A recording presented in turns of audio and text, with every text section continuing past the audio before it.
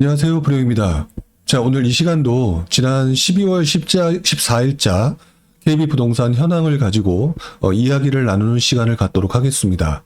자, 그런데 이 도표를 보기 전에 바로 이번 주 11월 17일자에 전국적으로 조정지역이 추가로 발표가 되었죠. 이 조정지역을 좀 잠깐 보면서 간단히 상황을 보고 그 다음에 내용을 좀 한번 확인해 보도록 하겠습니다.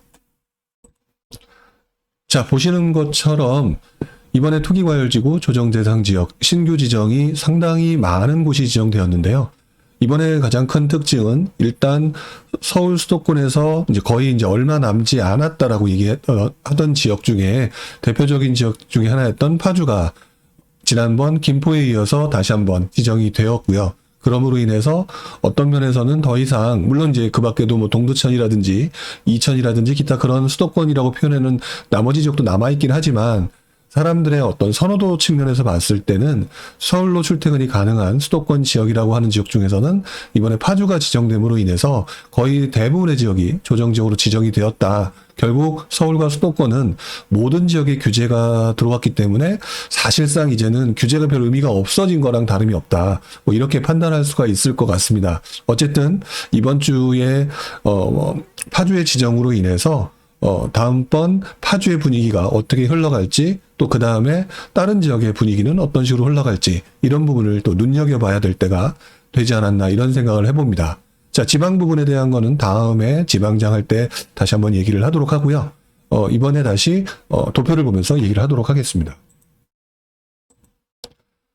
자, 일단 이 도표는 기본적으로 이번 조정지역이 발표되기 이전의 데이터라고 보시면 될 것 같고요. 이번 조정지역 지정이 지금 보시는 내용에 반영된 것은 아니다라고 생각을 하시면 될 것 같습니다. 그리고 그 이후에 앞으로 어떻게 시장이 움직일지를 생각하는 게 맞겠죠.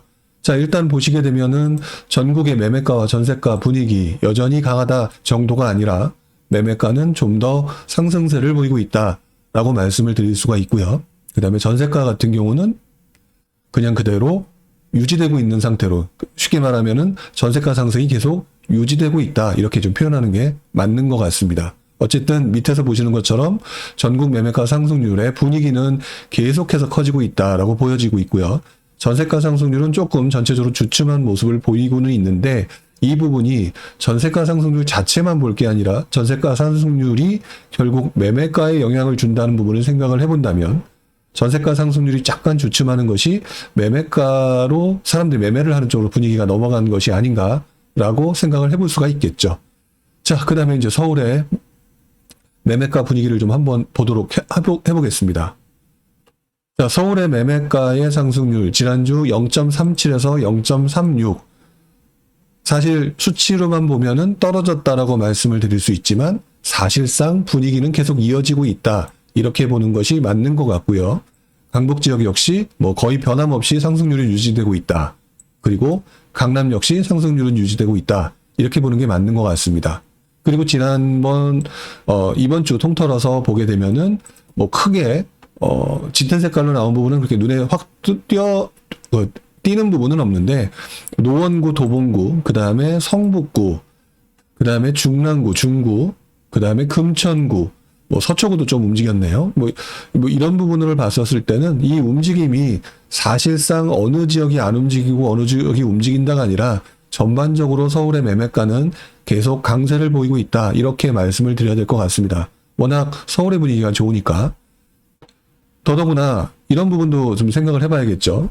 17일 날 조정지역이 발표됨으로 인해서 서울 수도권 거의 모든 지역이 다 평평해진 상황. 규제로 인해서요.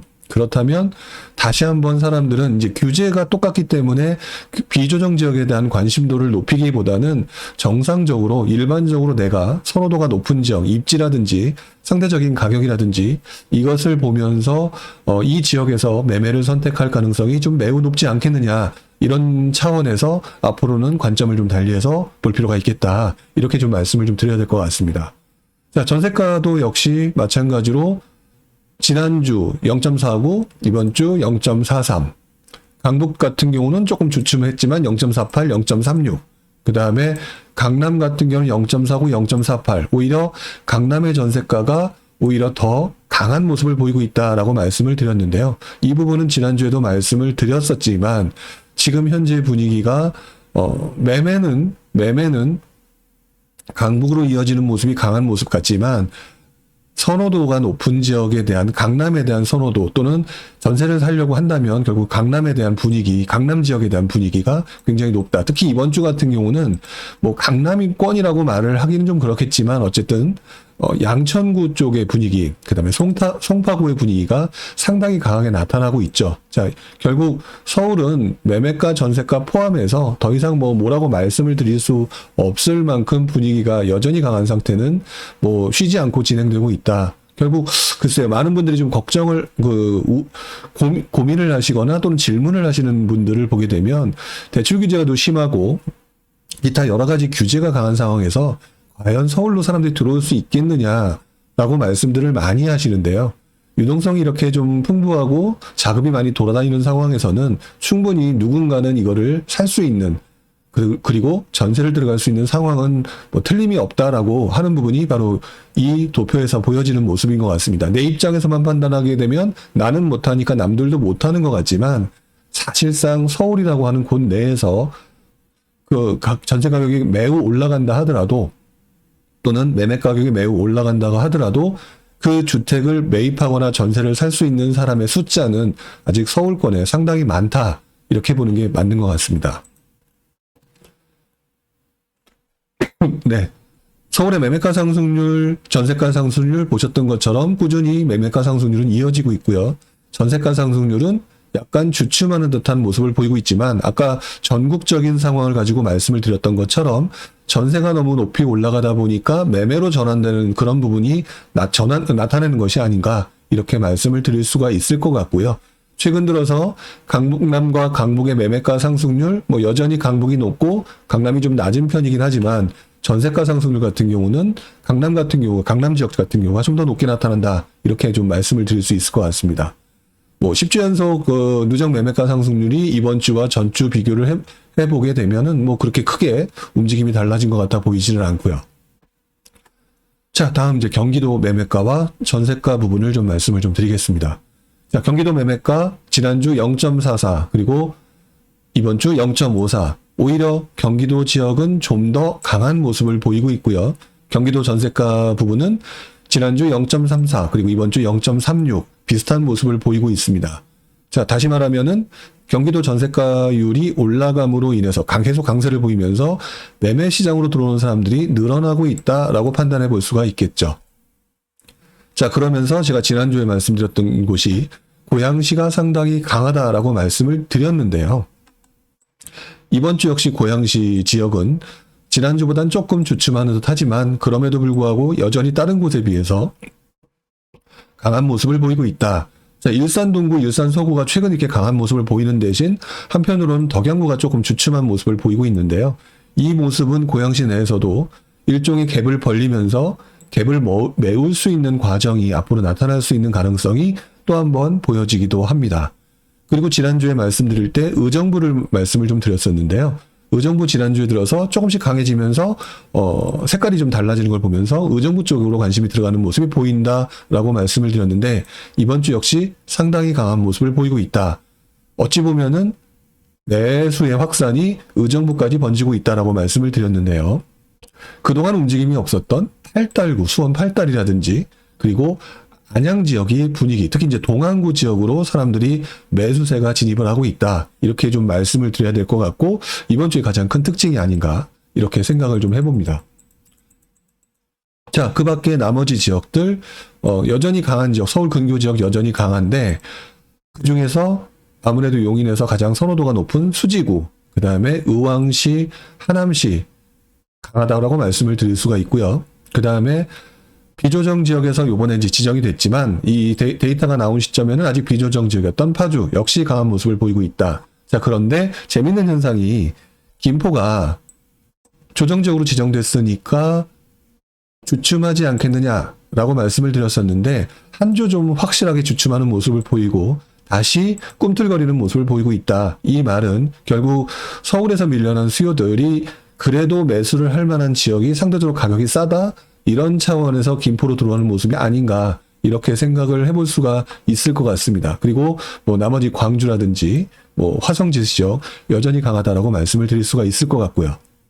자, 그러다 보니까 이제 움직이지 않는 지역이 어디냐, 이런 부분을 좀 생각해야 될 것 같은데요. 움직이지 않는 지역이 어떻게 보면은 지금 보셨던 이 평택 지역, 그리고 안산 쪽, 그 다음에 이천, 안성 뭐 이런 쪽, 양주 쪽 이런 부분인 것 같은데요. 그 중에서도 아무래도 사람들이 관심이 갈 만한 지역이 신도시가 있는 양주 지역. 물론 이번에 조정적으로 지정됐기 때문에 어떤 부분에서는 그래도 좀 애매하지 않나 이렇게 생각하시는 분이 있겠지만, 상대적인 가격 차이에 의해서 사람들이 들어올 수 있는 구조라고 한다면 그럼에도 불구하고 올라갈 수 있다라고 저는 생각을 하고 있습니다.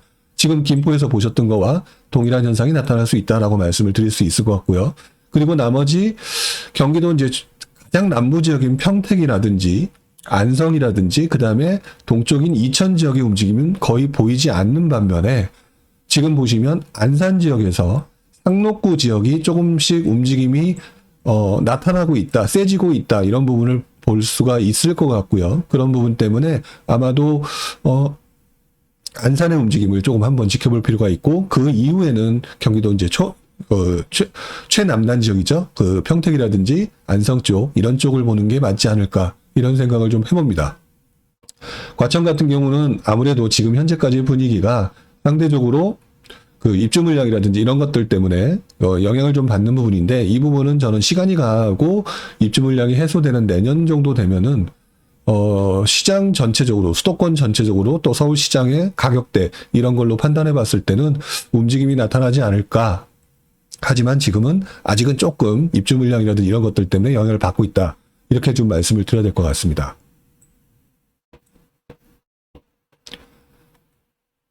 자, 경기도 전세가 부분을 보시게 되면, 경기도 전세가 부분을 보게 되면은 역시 수원 지역, 강세 지역을 보고 있는데요. 수원을 얘기하다 보면 많은 분들이 그런 질문들을 하시더라고요. 수원에 몇 년 후, 1년 후, 2년 후에, 2년 후 정도 되는 것 같은데 입주 물량이 굉장히 많다, 어떻게 되느냐라고 말씀을 드렸던 것 같아요. 궁금하게 생각하시는 것 같은데, 이런 상황이 계속 이어지게, 전세 가격은 계속 올라가고 그 다음에 서울 주변에서 매수세가 내려오는 상황이 계속 이어진다면 입주 물량 정도는 그렇게 큰 문제가 되지 않을까, 이렇게 생각이 들 정도로 지금 전세 물량의 부족, 그리고 이 지역의 강세는 여전히 이어지고 있다. 자, 그 다음에 볼 수가 있는 부분이 동안구 지역이 역시 아까 매매가가 세다고 말씀을 드렸는데 전세가 역시 세게 나오고 있고요. 그 다음에 의왕시 지역이 좀 세게 나오고 있습니다. 그 밖에 나머지 지역은 여전히 뭐 전체적으로 좀 센 분위기가 있고요. 지금 매매가가 가장 영향도가 좀 적은 안산 지역이라든지 그 밖에 평택이라든지 안성이라든지 이런 지역들 여전히 그 전세가 움직임이 좀 낮게 나타나고 있다. 결국 이런 부분으로 생각을 해본다면 장기적으로 봤을 때는 그 아직까지 움직임이 없는 지역, 이런 쪽과 경기도 남부 지역으로 향후 조금 중기적으로 볼 때 사람들의 움직임이 넘어가겠지만, 지금 현재 단기적으로 봤을 때는 그래도 수도권 주변에서 계속 맴돌고 있다, 이렇게 봐야 되는 게 맞는 것 같습니다. 자, 다음 보시게 되면, 그래서 경기도 지역의 매매가, 전세가 상승률치를 보면은 보시는 것처럼 매매가는 계속 올라가고 있고 전세 가격은 좀 주춤하는 듯한 모습을 보이고 있다. 결국은 사람들이 결국 이쪽에서도, 경기도 지역에서도 매매로 전환하고 있다, 이렇게 말씀을 드릴 수가 있을 것 같고요. 그 다음에 누적 매매가 상승률을 보게 되면은 지금 뭐 제가 지난주에 보여드렸던 고양시, 파주시가 상당히 강하다라고 말씀드렸는데 이번 주 역시 좀 강하게 나타나고 있고요. 의정부 지역이 지난주에 비해서 좀 높게 나타나고 있고 나머지 지역은 좀 거의 비슷한 모습을 좀 보이고 있습니다. 전세가는 역시 뭐 거의 비슷한 모습을 보이고 있는 것 같네요. 자, 마지막으로 인천 지역입니다. 인천 지역 같은 경우는 여전히 전세 가격, 매매 가격은 그렇게 큰 움직임이 없는 것처럼 보이는데, 지난 몇 개월 동안의 흐름을 보시게 되면 밑에 그래프도 있죠. 파란색 그래프로 보이게 있는 이 그래프상으로 보게 되면 매매가의 상승이 점점 강해지고 있다라고 하는 게 현재 모습으로 보여지고 있고요. 그 중에서도 서구 지역의 강세, 그 다음에 계양구 지역의 강세가 최근 들어서 강하게 나타나고 있고, 원래 이 지역의 인천 지역의 중심이라고 얘기할 수 있는 그 송도 지역에 있는 연수구 지역도 상당히 강하게 나타나고 있다. 다만 상대적으로 경기도 서울에 비해서는 약한 것뿐이다. 그런데 전세 가격의 상승세는 계속 꾸준히 유지되고 있다라고 말씀을 드리는 게 지금 현재 인천의 모습이다라고 말씀을 드릴 수 있을 것 같고요. 결국 전세 가격 상승세가 꾸준하게 비슷한 상태로 계속 유지되고 있다 보니까 인천의 매매가 그 전체 분위기상 매매가도 조금씩 상승하고 있다. 그래서 상대적으로 서울과 수도권에 비해서 안 움직이는 것처럼 보이고 있지만 인천 역시도 지금 한 몇 개월에 걸쳐서 분위기를 보게 되면 매매가가 계속해서 상승하고 있는 모습을 보이고 있다라고 말씀을 드릴 수가 있을 것 같고요. 실수요자 중에서 이 지역 또는 부천이라든지 이렇게 바로 근교 지역에 거주하시는 분들 같은 경우에라면 인천 지역의 매매가의 움직임이 조금 강해지는 모습이 나타나니까 한 번쯤 실수요 입장에서 매수를 고려해보는 것도 괜찮아 보이겠다라는 말씀을 좀 드릴 수 있을 것 같습니다. 뭐 다 합쳐서 표현을 하자 보면 서울, 경기, 인천 같은 경우 지금 보시는 것처럼 모두 매매가 상승률이 상승 추세다. 지금 현재는 경기도가 굉장히 강하고 인천이 약한 듯한 모습을 보이지만 최근 들어서 인천이 조금 더 움직임이 상승세가 강하게 나타나고 있는 것처럼 보인다. 그리고 전세 가격 상승세는 서울, 경기, 인천 모두 계속해서 강세로 유지되고 있다. 이렇게 말씀을 드릴 수 있을 것 같습니다.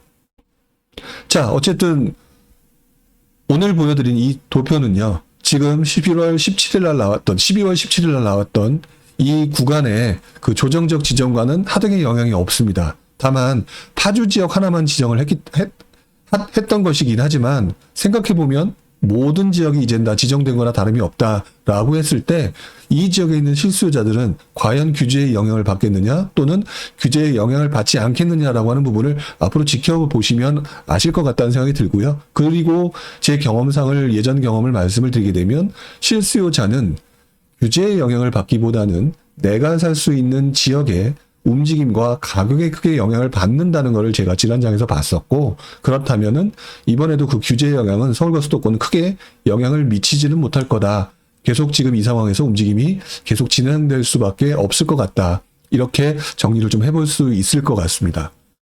자, 오늘 12월 14일자 KB부동산 현황을 가지고 간단히 말씀을 드렸고요. 다음 주에 조정적 지정 이후에 시장의 분위기가 어떻게 바뀌었는지 다시 한번 데이터를 가지고 말씀을 드릴 수 있도록 하겠습니다. 자, 오늘 여기까지 하겠습니다. 고맙습니다.